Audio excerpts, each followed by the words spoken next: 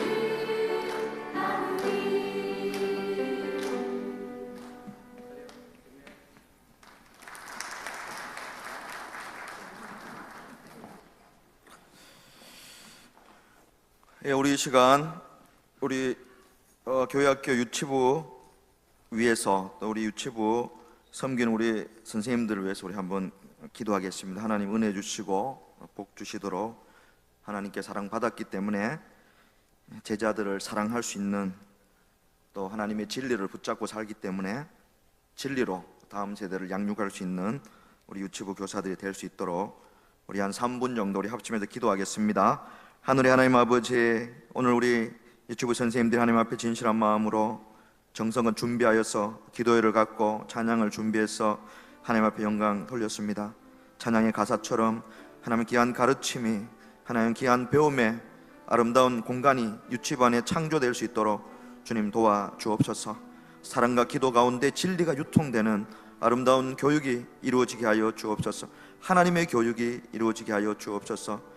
하나님, 다음 세대를 가슴에 품고 기도하며 사랑으로 진리로 양육하는 우리 교사들을 성령으로 기름 부어 주시고, 어려운 교육의 현장에서 잘 감당할 수 있는 우리의 스승 되신 성령님 도와주시고, 예수님의 가르침과 그 사랑과 그 진리를 가슴에 품고 우리 귀한 제자들을 양육할 수 있도록 도와주셔서, 하나님 우리 귀한 유치부 자라나는 세대들이 우리 선생님들의 제자가 될 뿐만 아니라 주 예수 그리스도의 제자가 되어서 하나님, 이 나라, 이 민족, 이 땅, 이 역사, 이 백성, 더 나아가서 하나님의 나라와 하나님의 영광, 온 우주를 위해서 예수님처럼 존귀하게 쓰임받고 복되게 쓰임받고 많은 이들을 유익하게 하는 그런 세대로 자라갈 수 있도록 주님 도와주옵소서. 사명을 다시금 새롭게 결단할 수 있도록 주님께서 은혜를 베풀어 주시고, 유치부 공동체 안에 하나님의 나라가 늘 이루어지도록 주께서 축복하시고 역사하여 주옵소서.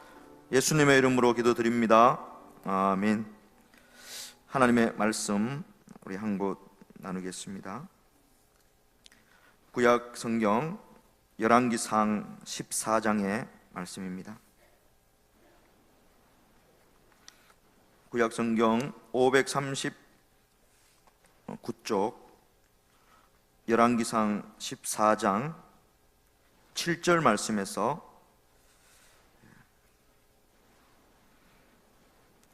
10절 말씀까지 열왕기상 14장 7절에서 10절 말씀까지 교독하겠습니다. 가서 여로보암에게 말하라. 이스라엘의 하나님 여호와의 말씀이 내가 너를 백성 중에서 들어 내 백성 이스라엘의 주권자가 되게 하고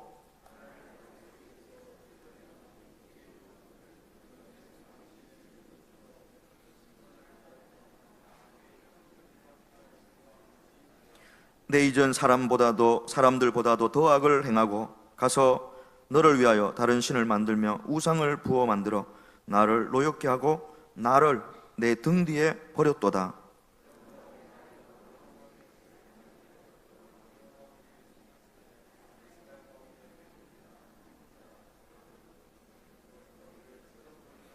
여로보암 집을 말갛게 쓸어 버릴지라. 아멘. 우리가 좋은 지도자를 세우는 것, 또 지도자가 그 역할을 잘 할 수 있도록 지지하고, 또 때로는 그 지도자의 건전한 비판 세력이 되고 하는 것이 얼마나 중요한지 우리는 오늘의 시대를 살면서 새삼 깊이 느끼게 됩니다. 예전에 임진왜란이 일어났을 때 선조는 이수신 장군이 그리고 수군은 필요 없다, 그냥 육군에 편입해라, 그렇게 명령을 내렸던 그 수군들이 그 몇 척 안 되는 별을 가지고 일본의 수군을 싸워서 이기고 일본에서 오는 병참선을 끊고 이런 역할을 하고 있는데도 또 한강이라는 천혜에 정말 일본과 한번 싸워볼 만한 그런 곳이 있음에도 불구하고 수도를 버리고 우주로 이제 몽진을 갔습니다.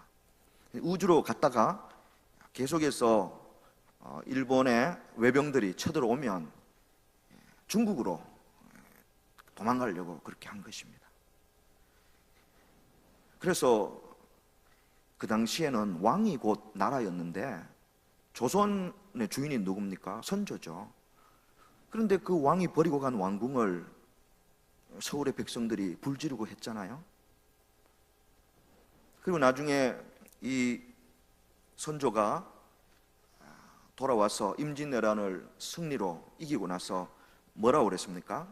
우리가 임진왜란에 이기게 된 것은 청군의 도움이다. 여기서 청군은 중국의 그 형님의 나라에서 우리를 도와줬기 때문에 우리가 이겼다, 이렇게 말한 거죠. 그리고 이수신 장군이나 이런 공을 세운 사람들을 이제 우리가 치하를 해야 되잖아요. 근데 이제 자기 말꼽이 잡고 갔던 그 신하를 가장 높은 등급으로 이순신 장군과 같은 레벨로 그렇게 공신으로 그렇게 치하하고 또 상금을 내리고 그렇게 했습니다. 우리가 그 명랑이라는 영화를 여러분 보셨는지 몰라도 거기 보면 이순신 장군으로 분한 최민식이가 뭐라 그럽니까? 나에게는 백성이 조선이라는 거예요. 진짜 그렇게 말했는지는 몰라도 선조가 조선이 아니고 이 땅에 왜군으로 인해서 상처받고 아파하고 있는 그들이 나에게는 곧 조선이고 민족이고 나라라는 거죠. 근데 우리는 사실 좋은 지도자들을 가질 만한 자격이 있는 선하고 착한 백성인데 우리 민족의 역사 가운데 좋은 지도자들을 많이 갖지 못한 그런 비극이 있었던 것 같습니다. 여러분, 저는 대학 때 그 6.25가 일어났는데 이승만 대통령이 이틀 만에 청와대를 버리고 국회에도 알리지도 않고 대구까지 기차를 타고 자기 측근만 데리고 갔습니다. 근데 그게 이유가 있죠. 사실은 육사단이 춘천으로 해서 내려오면서 갖고 있었던 가장 큰 육사단에게 저지를 당했던 그 북한 그 공산군의 중요한 목표 중에 하나가 이승만 대통령을 잡는 거였거든요. 그런 첩보를 들었으니까 몰래 대구까지 갔습니다. 대구 갔다가 야, 이거는 국민들이 알면 큰일 난다. 그래서 대전으로 왔습니다. 대전. 그래서 대전 라디오 방송국에 가서 서울에 있는 것처럼 하고 전국 방송을 했습니다. 그리고 끝까지 서울을 사수하겠다 그랬습니다. 그리고 그 다음날 3일째 수백 명이 한강 다리를 건너고 있는데 한강 다리를 폭파해 버렸습니다. 그리고 나중에 사실은 그 책임을 그냥 뭐 위에 있는 사람들이 진 게 아니에요. 몇 명만 그냥 졌습니다. 모르겠습니다. 저는 뭐 이승만 그분이 장로님이고 기독교의 천재라 그러고 예전에는 그 서세원 목사가 파탄이 나지 않았을 때는 서세원을 감독을 해가지고 국부 이승만 그런 영화를 만들려고 그랬었잖아요. 제가 그 초등학교 아이들을 데리고 용인에 있는 기독교 역사 박물관에 가서 그 아이들 앞에서 너무 창피해서 그 얼굴을 들지 못한 적이 있습니다. 거기 보면 그 선거를 홍보하는, 물론 이게 그 홍보표가 국가에서 붙인 건 아니에요. 기독교 단체에서 이제 붙인 건데, 거기 보면은 제가 아직도 이 스마트폰에 그 사진을 담아놓고 가끔 보고 있습니다만, 정직하고 진실한 사람 장로 이승만 박사, 깨끗하고 청명한 사람 부통령 후보 리기붕 선생, 이렇게 되어 있습니다. 그리고는 부정선거 하는 것입니다. 그래서 4.19 일어났을 때요, 여러분 4.19가 중학교 고등학교 아이들이 일으킨 의거입니다. 사실 대학생, 거기 고등학생들이 굉장히 많았습니다. 그래, 어리다고 철없다고 뭐 이마에도 피도 안 마른 놈들이, 젖비리는 나는 놈들이 공부는 안 하고 그렇게 할 수 없는 거예요. 다윗은요 16살에 골리앗을 때려잡았어요. 마리아는요 14살, 15살에 예수님을 낳았습니다. 제가 대학교 때 알게 된 이런 우리가 듣지 못했던, 사람들이 우리에게 알려주지 않았던, 분명히 사실인데 알려주지 않았던 이야기를 대학 때 들었는데, 지금은 중학교 고등학교 아이들이 학원에서 국사 교과서, 국사 선생님들한테 사실 다 배웁니다. 그래서 세월호 사건이 있었을 때 그 도올 김용옥 씨를 제가 좋아하지는 않습니다만, 그분은 어머님이 권사님인데도 기독교 신앙에서 사실 떠났잖아요. 근데 그분이 그런 이야기 하더라고요. 20분 정도의 골든타임이 있었다는 거죠. 자, 지금 배가 자초되어서 어떻게 될지 모르니까 그 안에 있어라. 근데 아이들은 어른들 말을 잘 들었다는 거죠. 자, 근데 상황이 여의치 않기 때문에 어떻게든 탈출하라는 방송을 하고 할 수 있는 시간이 한 23분 정도 있었대요. 그런데 거기에서 그 일을 해야 되는 그 배의 지도자들은 먼저 배에서 내려버렸다는 거죠.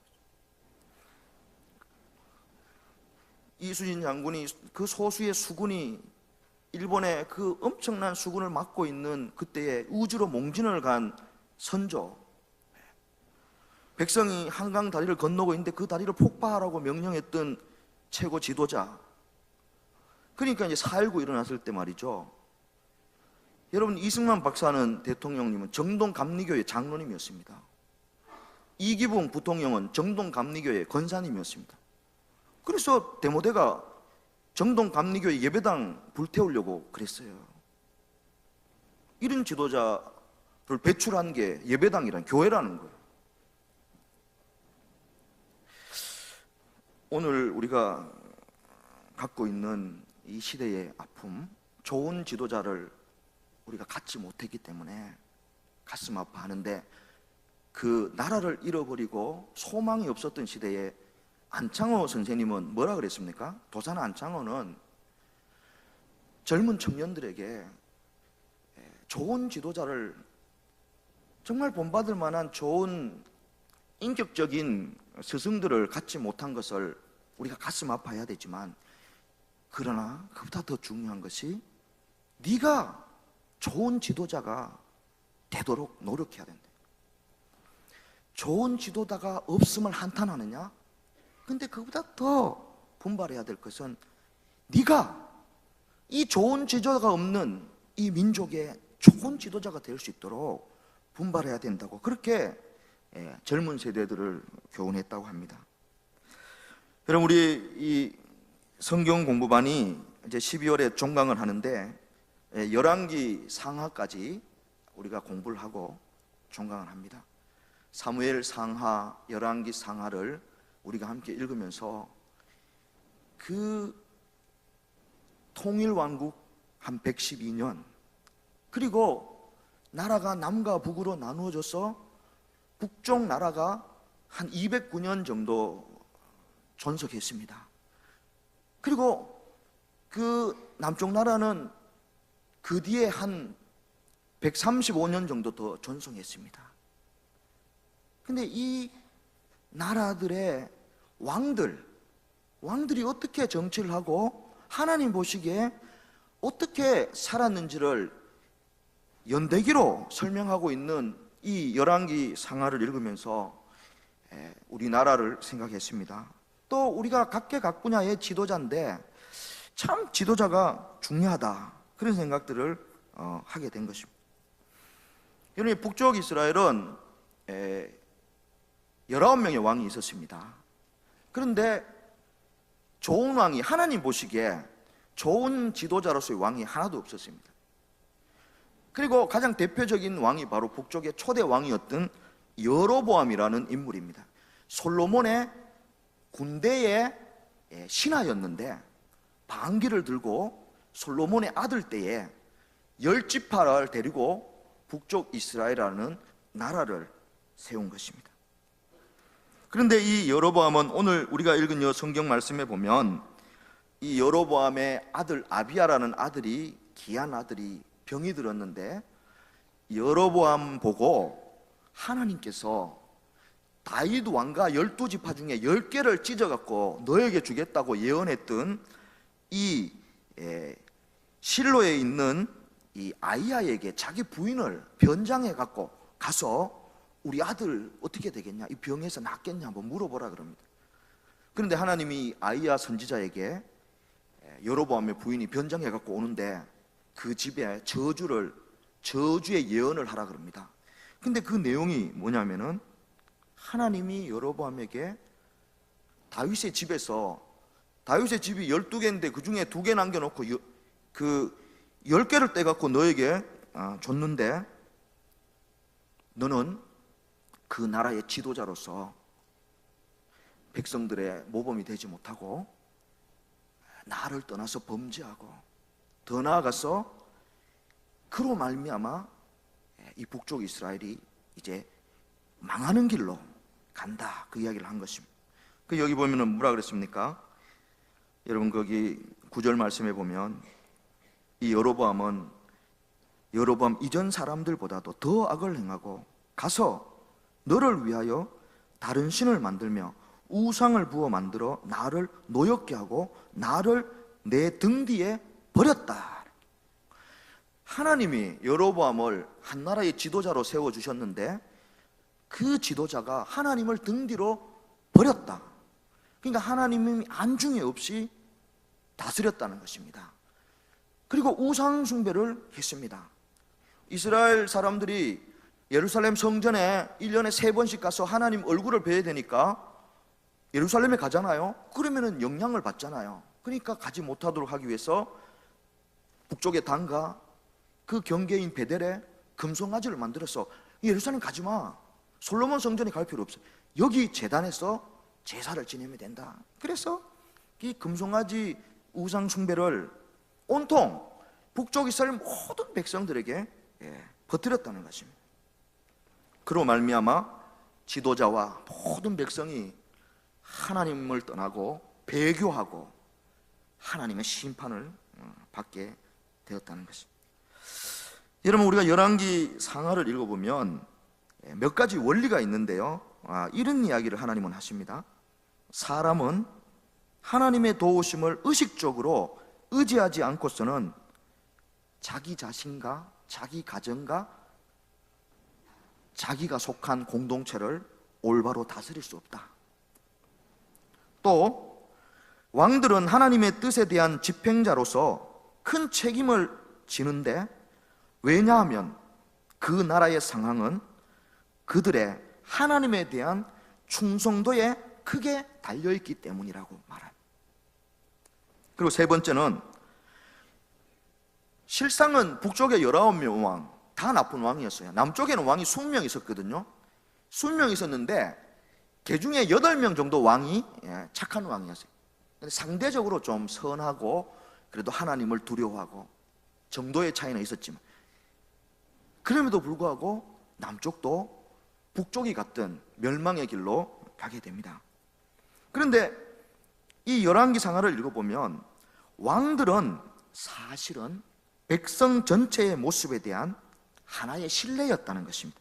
그게 뭔 말이냐면은, 왕들이 하나님의 선지자를, 하나님의 말씀을 무시했던 것만큼 백성들도 사실은 그렇게 하나님을 무시하고 하나님의 선지자들을 조롱하고 하나님의 말씀을 등지로 집어던지고 자기 소행이 옳은 대로 살았다는 것입니다.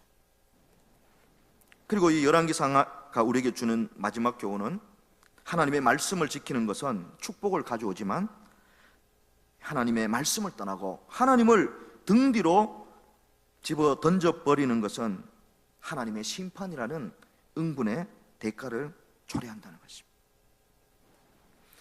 여러분, 우리 민족이 나라를 잃었을 때 이 함석헌이라는 젊은이가 일본에 유학을 가서 함석헌 선생, 김교신 이런 분들이 우찌무라 간조 수하에 들어가서 기독교를 배우고 일본의 기독교의 위대한 사상가였던 이 내촌 강상 밑에서 성경을 공부하고 하나님의 뜻을 깨닫고, 그래서 그들이 돌아와서 이제 우리가 흔히 말하는 성서조선, 어떻게 이 조선을 성서 위에다 세울 거냐, 성서한국, 이런 운동을 펼쳤죠. 우리가 CR의 소리로 잘 알고 있는 이 함석헌 선생이 이 성서전선에 이 집필했던 성서의 관점에서 본, 성서에서 본 우리 한국 역사, 나중에 이제 이분이 이것을 뜻으로 본 한국 역사라고 바꿨습니다. 근데 이제 여기서 이 성서가 뜻으로 바뀌었잖아요. 그래서 사실은 기독교인이었는데, 기독교 사상가였는데 종교다원주의로 간 것이 아니냐, 그렇게 비판을 받고 있습니다.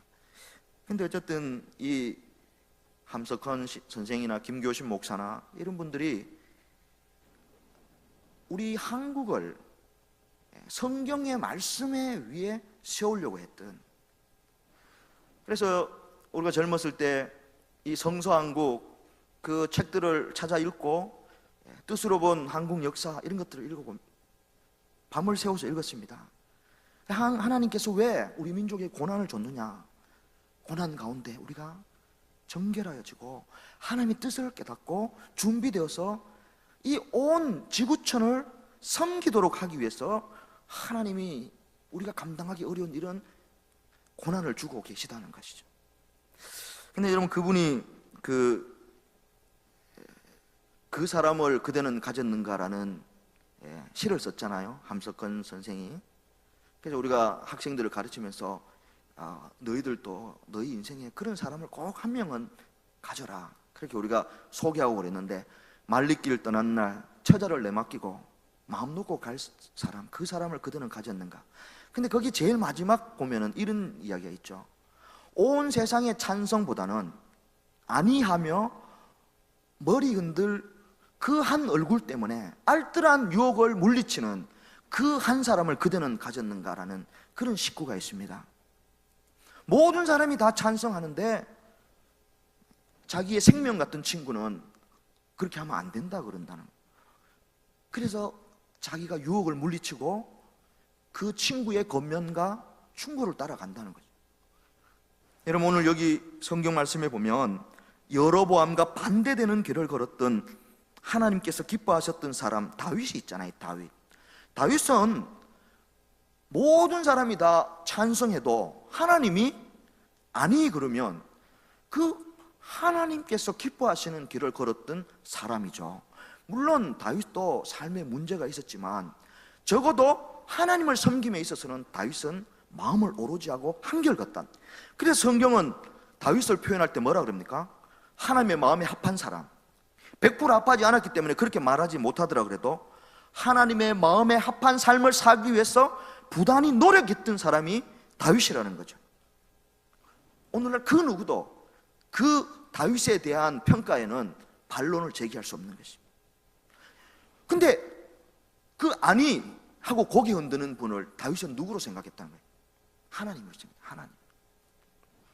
여러분, 오늘 우리가 갖고 있는 이 지도자로 말미암는 아픔, 근데 우리가 손가락질하고 침 뱉고 돌 던질 수 없는 이유가 뭡니까? 그 원인이 우리에게 있기 때문에. 우리에게. 아니, 많은 각계각 분야의 지도자들 중에는 하나님을 안 믿는 사람들이 많이 있잖아요. 그러니까 그들이 하나님을 경외할 이유가 뭐가 있겠어요? 인내천이니까, 천심은, 민심이 천심이니까 백성들 눈치만 보면 되죠. 그러나 우리는, 교회는, 성도들은 아니 하고 말씀하시는 하나님이 계시잖아요.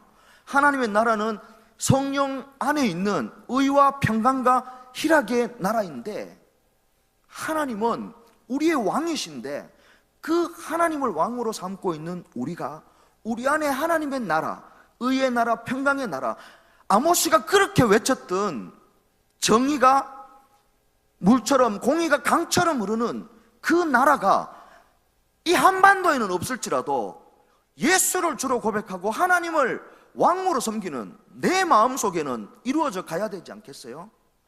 그런 사람들이 모인 것이 교회인데, 이 교회가 이 한국 땅의 15%, 로만 캐톨릭이 많이 늘어나갖고 14%, 30%가 이 땅에 하나님을 믿는 사람들이 있는데, 정치, 사회, 경제 모든 분야의 지도자들이 그 두 눈이 시퍼렇게 뜨고 보고 있는 교회를 두려워하지 않았다는 것입니다.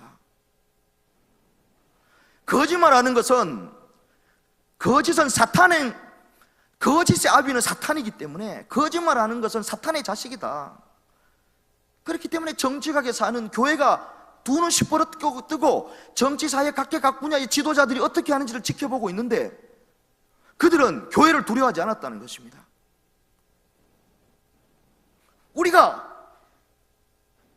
그렇게 그들을 위해서 기도하고 우리가 그들을 살펴보고 있는데도 그들은 교회에 대해서 두려워하지 않았다는 거죠.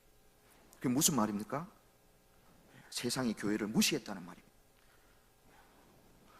여러분, 우리가 굉장히 자존심 상해야 됩니다. 세상이 우리를 싫어할 수 있어요. 사탄이 우리를 미워할 수 있어요. 그것은 우리가 하나님의 말씀대로 경건하게 살면 이 땅에서 박해를 받는다고 말씀했으니까 당연한 것입니다. 그런데 오늘 세상과 세계한 각계각 분야의 지도자들이, 하나님 없는 사람들이 우리를 무시했다는 것입니다. 정직한 하나님, 공의로우신 하나님, 의로우신 하나님, 평강과 긍휼의 하나님을 믿고 있는 교회가 이 땅에 100명 중에 30명이나 되는데 대통령도 모든 각계각 분야의 지도자들도 교회를 무시했다는 거예요. 없는 것처럼 취급했다는 것입니다. 가슴 아프지 않습니까, 그게? 우리는 그럽니다. 교회가 문제가 많이 있다고. 그래서 어쩌라고요? 다 문제가 있는데 그 문제가 나의 것인지는 우리가 모릅니다. 가슴 아프게 생각하지 울지 않습니다. 하나님 앞에 통곡하지 않습니다. 여러분, 오늘 이 여로보암을 이야기하면서 여로보암은 하나님을 등지로 버린 지도자였다. 그런데 오늘 이 땅에 많은 각계각 분야의 지도자들이 하나님 안 믿는 분들이 많아요. 하나님 믿는 분들은 바르게 못하면 하나님과 하나님의 말씀을 그대로 등 뒤로 버린 거예요.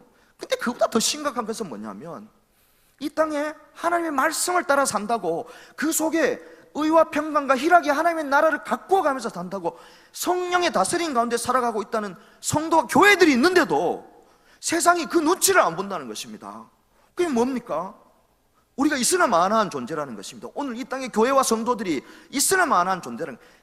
대통령이 보기에도 각계 분야에 불의를 행하고 거짓말하고 하는 지도자들이 볼 때 교회 에이고 그깟 거 필요 없다는 것입니다. 눈치 안 본다는 것입니다. 우리가 거기에 대해서 분노해야 됩니다. 속상해야 됩니다. 가슴 아파야 됩니다. 그래서 여러분, 하나님께서 우리를 긍휼히 여겨주시고 하나님께서 우리를 불쌍히 여겨주시기를 먼저 우리가 나라를 위해서 기도해야 되지만 먼저 우리 자신을 위해서 기도해야 합니다. 우리가 이렇게 무시당하고 살았나? 사탄과 세상의 거짓된 세력이 우리를 무시하는 것은 우리의 신앙이 별거 아니라는 것입니다. 여러분, 우리가 공교회가 모일 때마다 사도신경으로 신앙을 고백하고 예배를 시작합니다. 나는 믿습니다. 크레도라는 말, 크레도. 이 크레도라는 신앙 고백이라는 말은 코르디아라는 말하고 두라는 단어가 합성된 말입니다. 코르디아라는 말은 심장이라는 뜻이고 두라는 말은 맡긴다, 건다라는 뜻이에요. 나는 하나님을 믿습니다. 나는 예수님을 믿습니다. 나는 성령님을 믿습니다. 이렇게 고백할 때 그 크레도, 나는 믿습니다라는 이 신앙 고백은 뭐냐? 내가 믿는 믿음의 대상, 그 하나님께 내 심장을 맡기고 내 생명을 그분에게 걸고 올인한다는 뜻입니다. 그래서 우리가 예배 때마다 신앙 고백을 하고 시작하는 거예요. 목숨을 건 행위예요. 내가 신앙을 고백한다는 것은 내가 이 하나님을 믿고 이 하나님께서 나에게 말씀하실 때 아니 그러면 모두가 다 그 길로 가도 나는 안 가겠다는 그런 결단이 거기 담겨 있는 것입니다. 근데 우리가 그렇게 예배하지 못했다는 것입니다. 예배는 너무 많았지만 수없이 많이 우리가 신앙 고백을 했지만 정말 하나님께 우리가 모든 것을 우리의 심장을, 우리의 생명을 걸고 맡기지 못했다는 것입니다. 그래서 오늘 한국 사회는 우리를 무시하는 것입니다. 쟤들 우리하고 똑같아. 우리보다 더 못해. 쟤들 눈치 볼 필요 없어. 신경 쓸 필요 없어. 쟤들도 다 자기 밥그릇 챙기고 있어. 그렇게 이야기하는 것입니다. 여러분, 저는 이 북쪽 이스라엘과 남쪽 유다의 왕들, 근데 그 왕들의 신앙의 수준이 그 공동체의 모든 정치적, 경제적인 상황을 결정하는 중요한 원인이었다고 말하고 있는 것에 동의하면서 그 왕의 신앙과 영적인 수준이 백성들의 수준과 똑같았다. 오늘 우리 사회 각 분야의 지도자들의 비리와 부정과 그들의 책임지지 않는 행동과 정직하지 않는 그런 것들을 보면서 우리가 손가락질할 수 없는 이유는 우리가 그렇다는 거예요. 우리가 그렇기 때문에 그 사람들이 그렇게 행동한 것이라는 것입니다. 적어도 이 한국 사회에 한국 교회가 존재하고 예수 그리스도를 주로 고백하고 하나님을 아버지라고 믿는 사람들이 100명 중에 30명이나 있는데도 불구하고 이렇게밖에 되지 않았다. 그 하나님에게 책임이 없다면 하나님을 믿는 우리들의 신앙의 수준과 우리들의 신앙의 인격과 우리들의 신앙의 상태에 문제가 있다는 것입니다. 함석헌 선생님은 생명이라는 말을 좋아했죠. 그분이 이렇게 풀었습니다. 날생, 우리가 왜 태어났냐 이 땅에.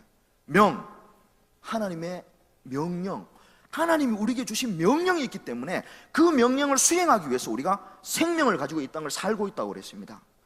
사랑하는 성도 여러분, 하나님을 믿는 믿음의 자녀 여러분, 여러분께서 하나님이 주신 생명을 가지고 있습니다. 이 땅에 왜 태어났습니까? 우리가 해야 될 일이 있기 때문에. 그 해야 될 일이 뭡니까? 이 땅 가운데 하나님의 자녀답게 교회답게 서 있는 것입니다.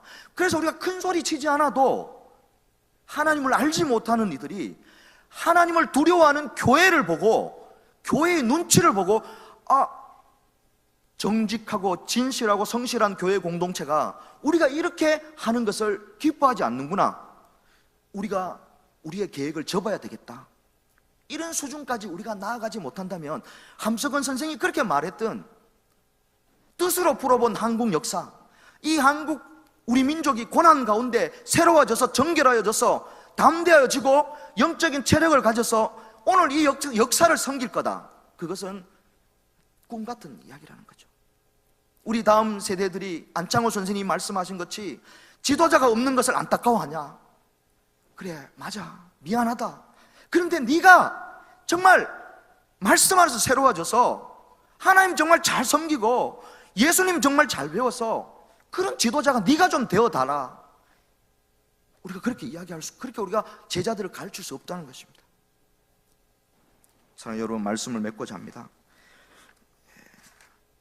우리가 하나님을 어쩌면 우리 등 뒤에 버리지는 않았지만 우리가 하나님의 말씀을 무시하고 우리가 적당하게 오늘 이 땅 사람들, 자기 소행이 옳은 대로 사는 사람들과 타협하지 않았는지, 정말 우리가 진리를 붙잡고 공의 하나님을 두려워하고 하나님의 정의가 이 땅에 실현되기 위해서 우리가 분발했는지, 우리가 그것을 오늘 이 밤에 깊이 생각하고 하나님 앞에 용서를 구하고 회개하고, 하나님이 먼저 우리의 상함과 우리 안에 있는 불의를 고쳐주셔서 우리가 분발하고 힘을 내고, 그래서 이 역사를 위해 기도, 이 땅의 지도자들을 위해서 기도하고, 오늘 우리가 갖고 있는 이 문제가 하나님의 긍휼과 자비함 가운데 정말 성령의 수술하신 가운데 잘 수술되어서 이 민족이 이 고난의 아픔을 통해서 영적으로 더 성숙하고 더 새로워져서 이 땅에 우리 민족을 통해서 하나님께서 하시고자 하시는 그 위대한 일들에 우리가 좀 준비된 일꾼으로 쓰임받을 수 있게 되기를 주님의 이름으로 축복합니다. 우리 기도하겠습니다. 우리 한 25분 우리 함께 기도